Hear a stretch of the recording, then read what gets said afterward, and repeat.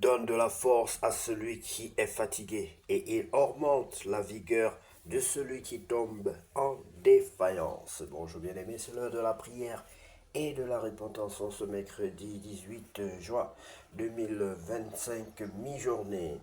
Prions ensemble. Seigneur, merci pour cette mi-journée. Merci de m'avoir porté depuis ce matin et de m'avoir permis d'arriver jusqu'ici. Je reconnais que sans toi, je ne peux rien.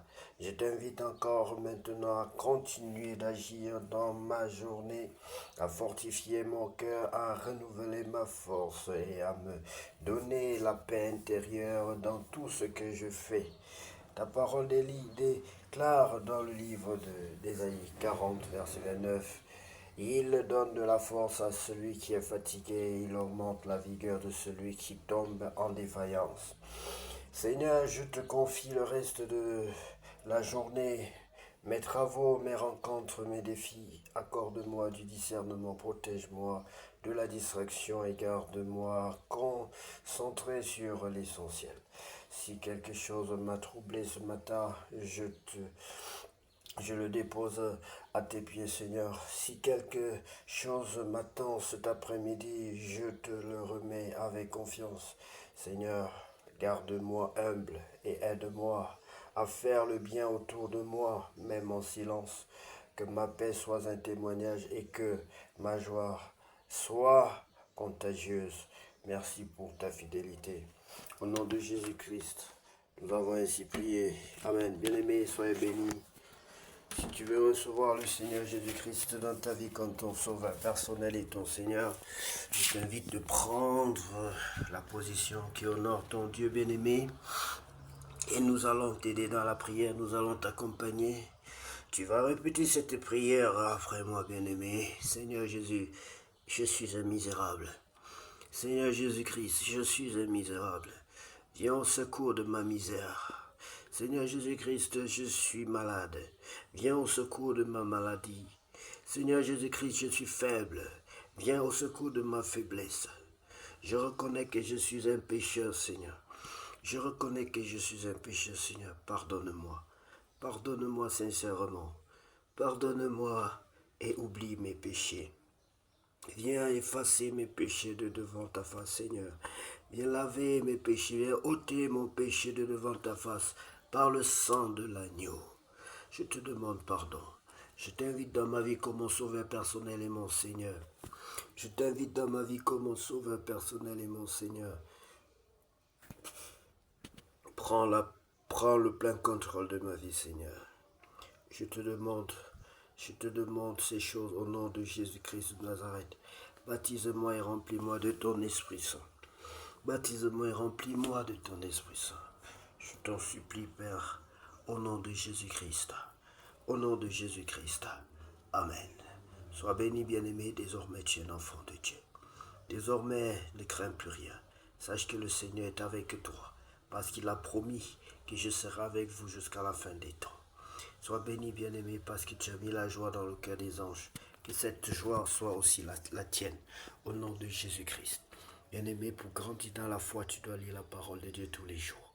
Et nous allons t'initier par cette lecture. À travers cette lecture et via le livre de Juge chapitre 16. Lisons ensemble la parole de Dieu, bien-aimé. La parole de Dieu est une source de vie. La parole de Dieu est une source de prospérité, de joie, d'amour et de paix. Juge chapitre 16. Samson trahi par Delilah et prisonnier des Philistins.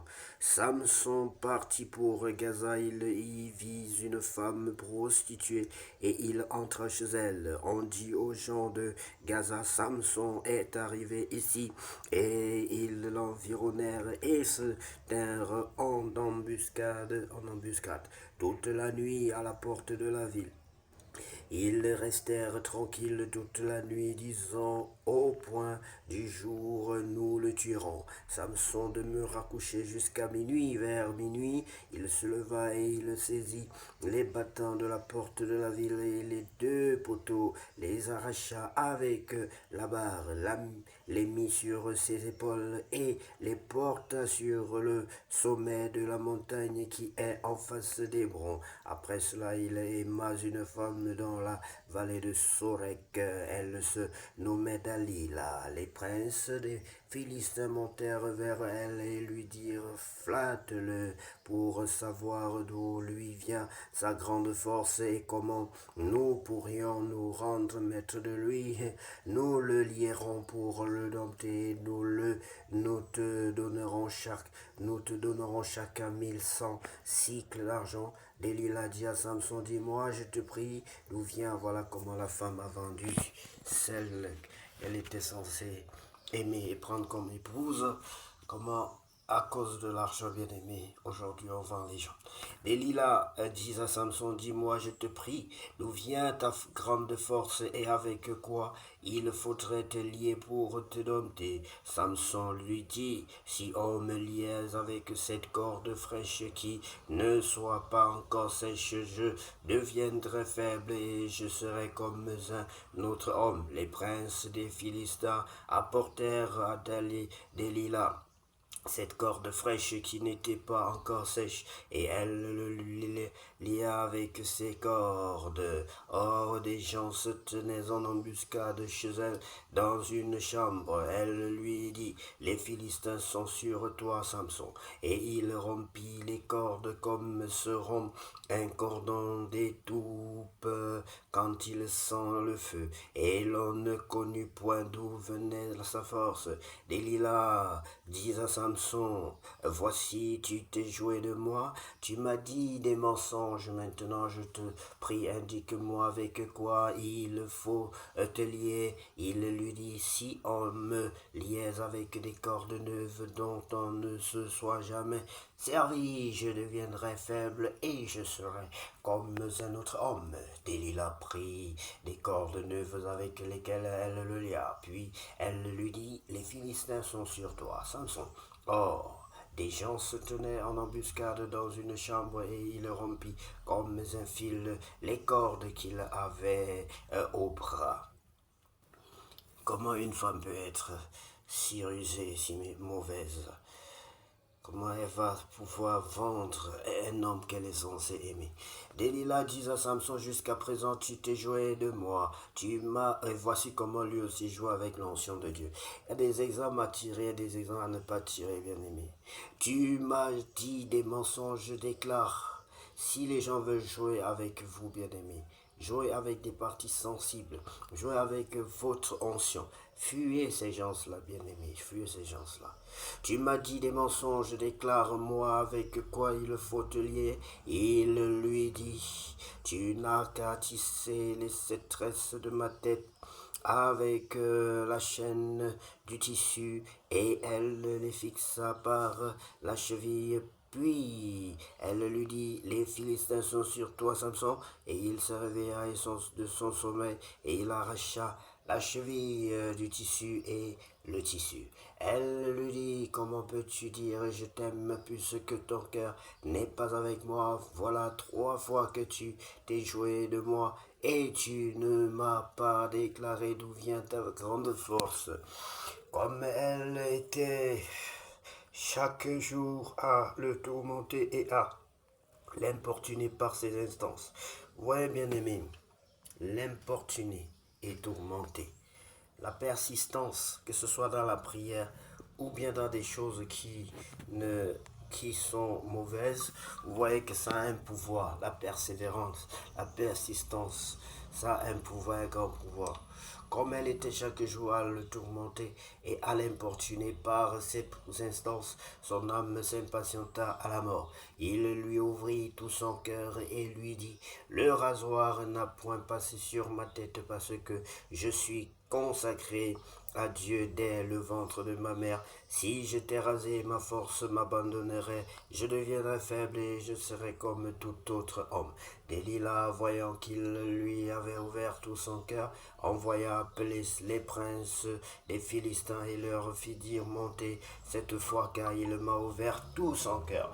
Et les princes des Philistins montèrent vers elle et apportèrent l'argent dans leurs mains. Elle l'endormit sur ses genoux et ayant appelé un homme, elle rasa les 7 tresses de la tête de Samson et commença ainsi à le dompter. Il perdit sa force. Elle dit alors, les Philistins sont sur toi, Samson, et il se réveilla de son sommeil et dit, je m'en tirerai comme les autres fois et je me dégagerai. Il ne savait pas que l'Éternel s'était retiré de lui. Les Philistins le saisirent et lui crevèrent les yeux. Ils le firent descendre à Gaza et le lièrent avec des chaînes d'airain. Il tournait la meule dans la prison. Vengeance de Samson.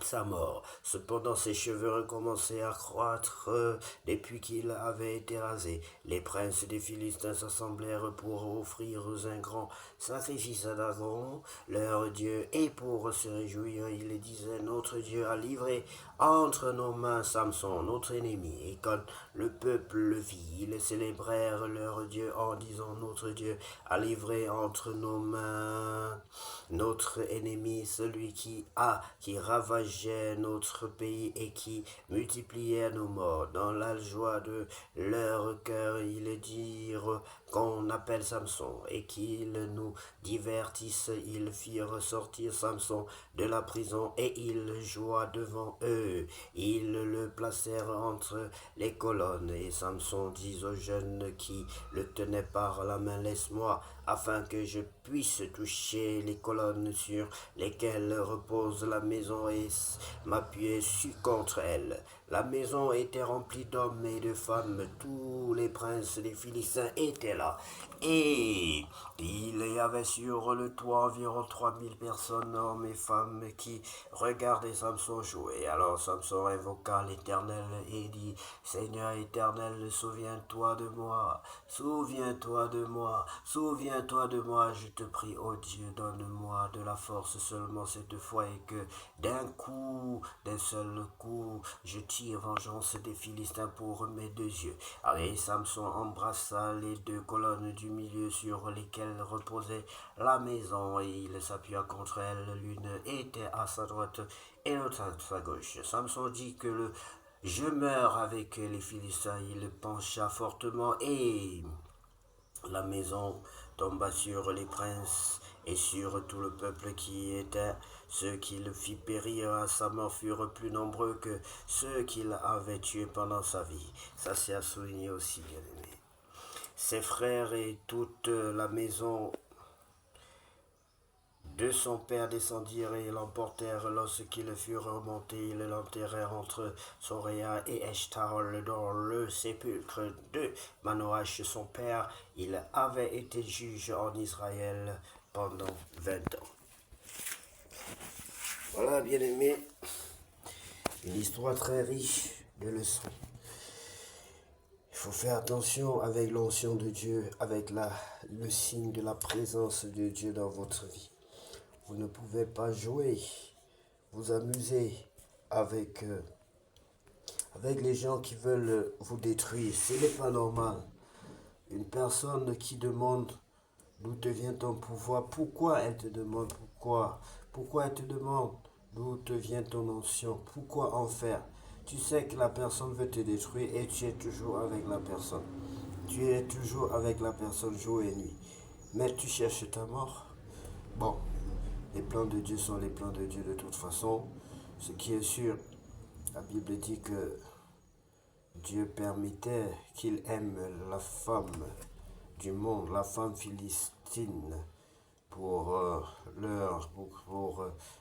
pouvoir les vaincre, pour pouvoir les détruire. Il fallait créer un problème entre les 2 peuples. Et la Bible dit que Dieu était donc à l'origine de ce qui se passait entre Samson et les Philistins.